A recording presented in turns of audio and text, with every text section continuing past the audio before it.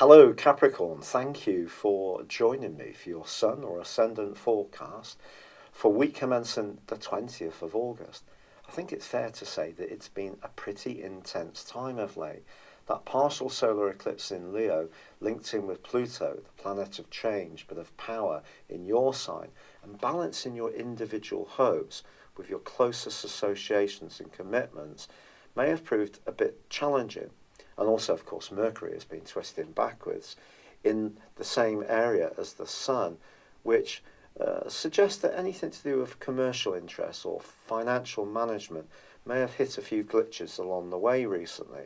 Now, Mercury's travelling forwards now, which is something we can all celebrate. And this week, the Sun is going to be moving into a much lighter, much more energized part of your horoscope, which is to do with expansion and being a bit more in the moment, not being quite so caught up in more deeper, more psychological issues. It's more about giving yourself the permission to have some variety, to be a bit more spontaneous about your life. Now, the Sun is going to forge for 3 days a beautiful link with your ruler, Saturn, and also Uranus, the planet of surprises. So there's a wonderful opportunity here to be enterprising, but add your normal, thorough and very precise way of checking out opportunities. But it is really saying that this is a time for you to be perhaps a little bit more risk-taking within sensible boundaries. Now also, Jupiter is going to be squaring up with Mercury towards the end of this week. This could see you and a friend getting very excited about an idea or a plan. Now, Jupiter can, of course, see us get a bit swept away with things, so just stay a bit grounded. And also Venus, which is in a very influential part of your scope in terms of relationships with people in positions of authority, professional associations, that is squaring up with Pluto in the last few days of this week. This is one of those influences which really does have some challenges. Someone could offer you something that seems really wonderful, but there could be some kind of catch. So just watch out, especially if someone's trying to renegotiate a deal, your terms and condition of employment, or anything to do where charm could supersede a deeper motive, which may not be entirely pure. But the best news of this week for you is that Mars starts to go forwards on Sunday, and you have an opportunity over the next couple of weeks to really make use of its driving energy to thrust forwards with the ideas that are important to you. Now, there is a full moon which occurs on Sunday too. Ideas can be inspirational on the back of this due to the magical influence of Neptune. But as much as Neptune can definitely give us a more mystical and spiritual appreciation, of course it can distort reality.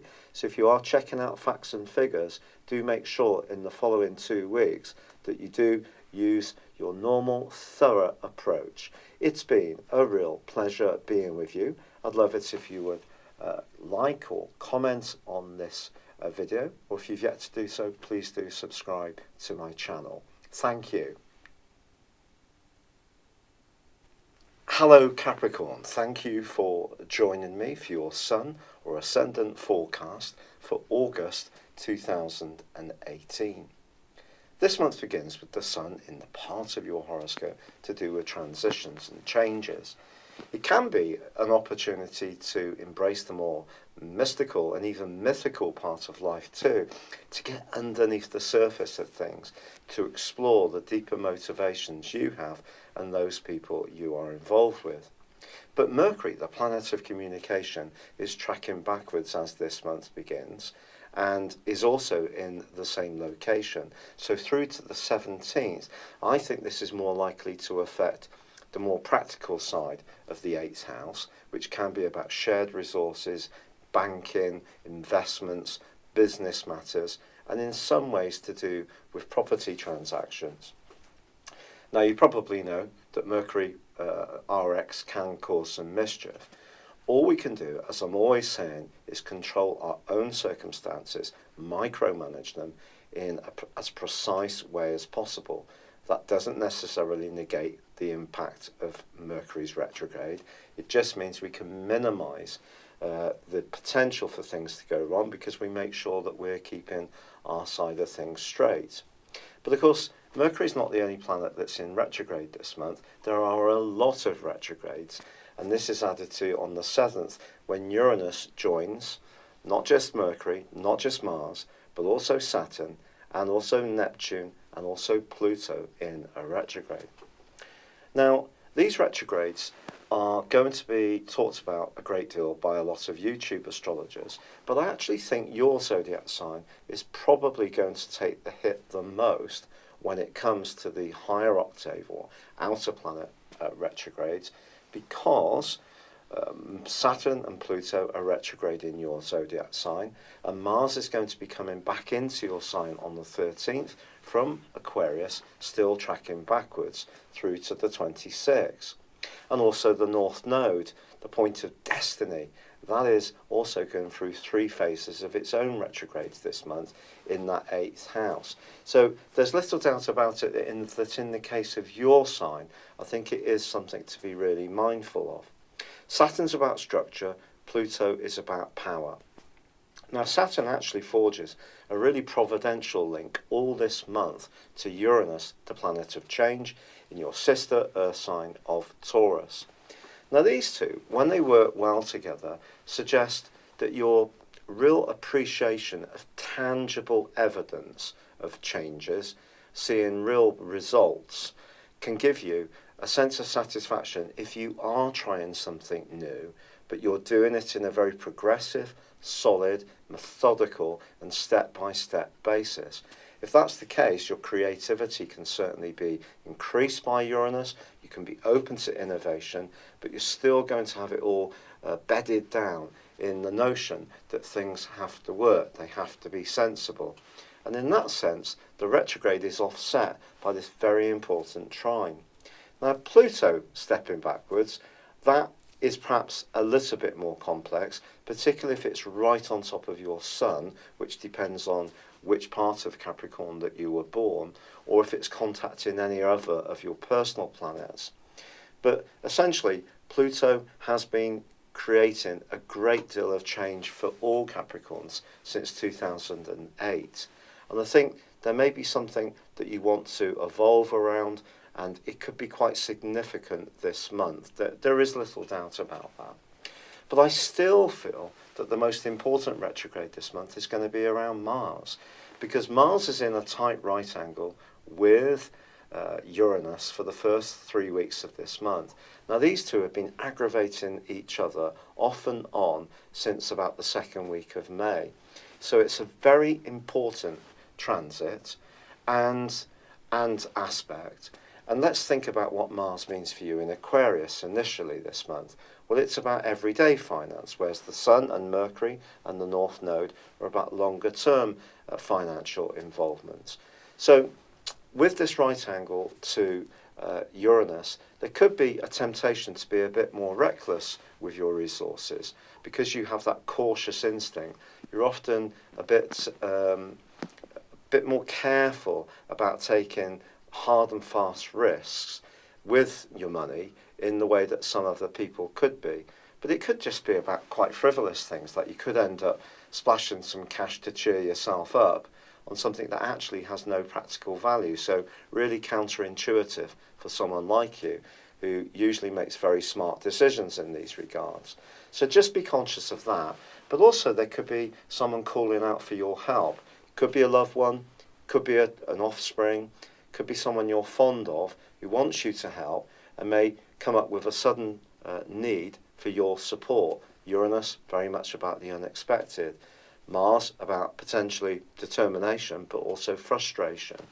So just be conscious of not going against the grain when it comes to how you like to really vet things, think them through, and be very scrutinising in your approach. I do feel that's going to be good to continue. Now, equally, from the 3rd through to the 10th of this month, the Sun is actually forging a very happy-go-lucky angle to Jupiter. Now, Jupiter's in a brilliant angle for you. It's all about friendship, it's about your future, it's about higher ideals. And it may have been very positive for you around those areas over the last sort of about 8 months. But this right angle to the sun does have some downsides. Again, it could see you thinking about investing in a situation with a group of other people. It may be just something more social, but if there's any expenses linked to others, that's where you need to think very carefully, so that you're not giving away your power or giving away a bit of control, which actually ordinarily would keep you feeling very much safe in terms of your resources. However, it does have an upside, this, and it could be that you're just going to think about doing something collectively, and that could be quite fun, especially if it is something to do with like a tarot party or something. Jupiter square Sun in that regard could work well for you. Now, it is true that by the 7th, not only does Uranus go into its retrograde, but Venus moves into a new home. And this home for you can be really important as far as your worldly interactions are concerned.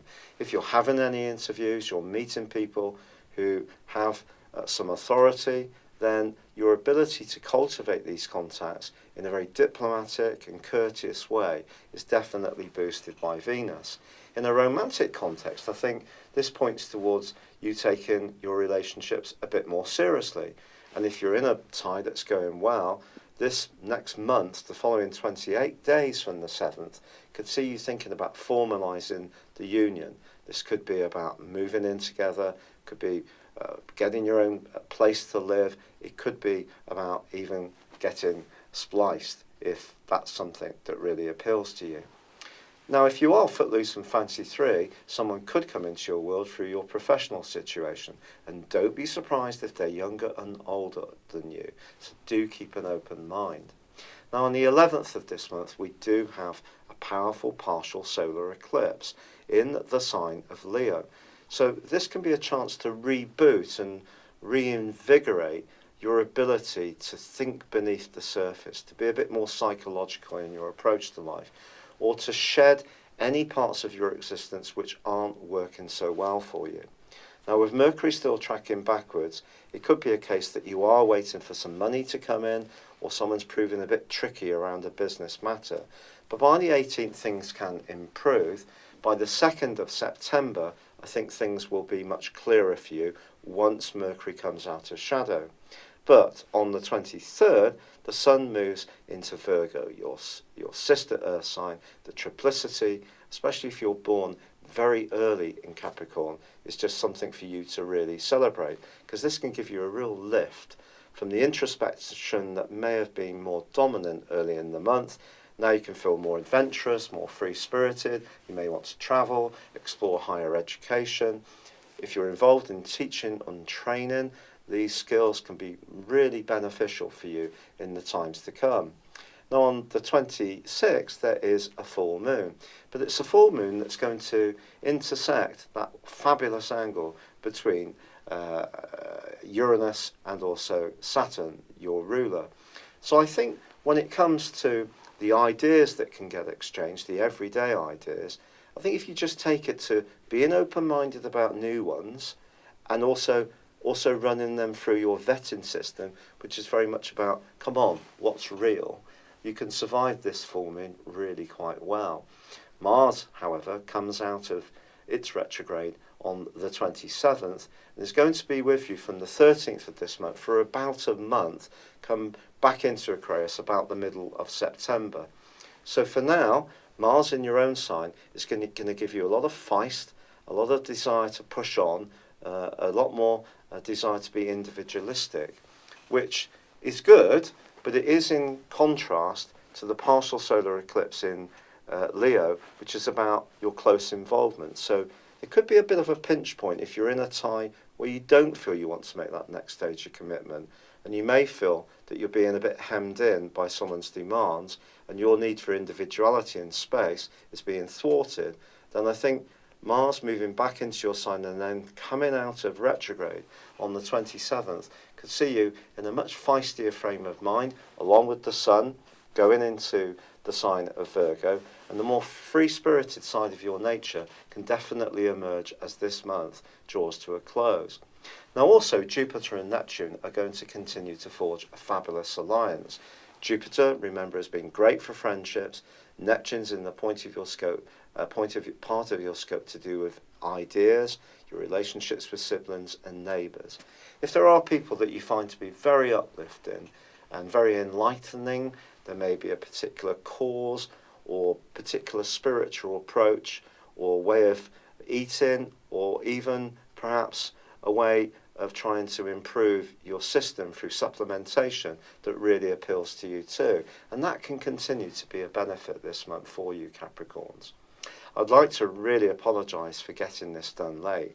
I'm actually doing this on the day of last month's total lunar eclipse on the 27th of July. If you don't know, I was diagnosed with having rheumatoid arthritis some weeks ago. The medication hasn't kicked in yet. So many people have sent in great ideas, and I have adopted a lot of natural approaches to try to help my system, but I have really been struggling to work. I haven't felt well, have been struggling to walk, and sleep's been a problem too, getting up and down off chairs and so on. So thanks for the suggestions. Sorry this is late. I will endeavour to do better next month. I'd really appreciate it if you would interact with me as much as possible. So likes, comments and subscriptions, if you've yet to do so, would be very gratefully received. For now, good luck, goodbye.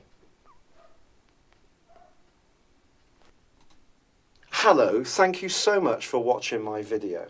I'd love you to join me at my Horoscope Ace app. You can find this at www.horoscope-ace.com. You can use it through Android, iOS, Apple or Facebook. Check out your ascendant or your moon sign, or download your free birth chart. There's all your favourite videos, plus there are daily, weekly, monthly and yearly horoscopes for general, love, Chinese and Indian astrology. If your passion is tarot, there's my brilliant 3-card money or love tarot readings too. And it's all there at www.horoscope-ace.com. Thank you.